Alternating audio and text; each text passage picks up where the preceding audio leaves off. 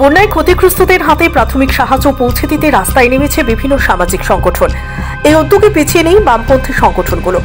এবারের বন্যায় সর্বস্ব হারিয়ে ফেলা পরিবারগুলোকে রান্নার বাসনপত্র তুলে দিয়ে রীতিমতো সারা ফেলে দিয়েছে ত্রিপুরা কর্মচারী সমন্বয় কমিটির অন্তর্গত বিলোনিয়া শিক্ষক কর্মচারীরা। রবিবার সকাল 11টায় বিসিনগর ব্লকের অন্তর্গত মাইকছড়া জিরতলি এলাকায় 60 পরিবারের হাতে রান্নার বাসনপত্র তুলে দেন সমন্বয় কমিটির নেতৃত্বরা।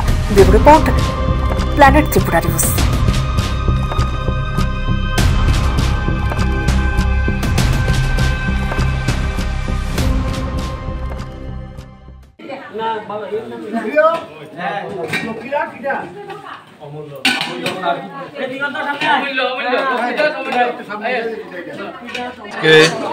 আমরা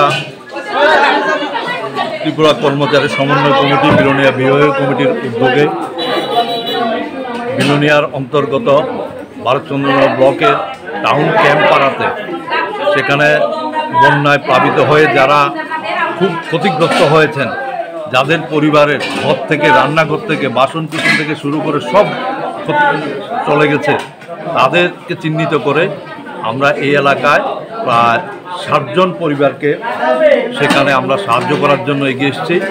আমরা আপাতত প্রথম পর্যায়ে সেখানে আমরা 60টি পরিবারকে তাদের রান্না করার যে ইউটেন্সিল প্রয়োজন তা আমরা দেওয়ার চেষ্টা করছি। আগামী দিন আমাদের প্রয়াস থাকবে আরও বাকি যারা আছেন, যাদের আরও ক্ষতিগ্রস্ত হয়েছেন আমরা আজকে দিতে পারছি না, তাদেরকেও আমরা আগামী দিন সেটা দেওয়ার চেষ্টা রাখবো।